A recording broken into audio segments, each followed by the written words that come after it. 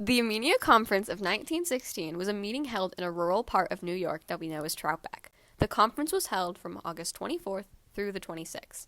A wide array of individuals were invited to the conference to represent different occupations and communities. An African-American scholar named W.E.B. Du Bois was the man who organized the entire gathering, but the conference was held at the estate of Joel Spingarn.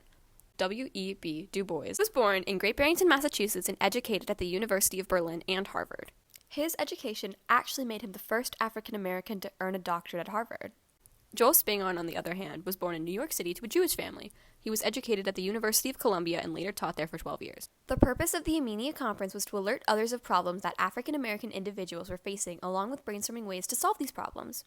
People of different races came together to discuss the relationship between each other and how it could be improved.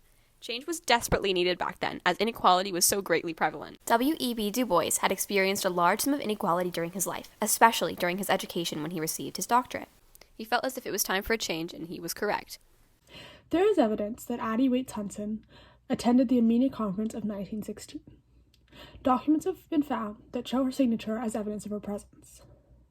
Even though there is very little about her participation, because she was part of the NAACP, it is easy to understand her place there. Addie Hunton, born June 11, 1866, in Norfolk, Virginia, was an African-American gender and race activist, author, political figure, and broke down many walls in race and gender over the span of her life. Addie died June 21st, 1943, just 10 days after her 77th birthday. She was born to Jesse and Adeline Waits, but soon moved to Boston to be raised under the care of her maternal aunt after Addie's mother's passing. Hunton graduated from Philadelphia's Spencerian College of Commerce. She was the first ever black woman to do so. She then moved to Alabama to teach. Addie married William Alpheus Hunton in July 1893. William became the secretary and founder of a Young Men's Christian Association for Negro Youth after he moved to Norfolk in 1888.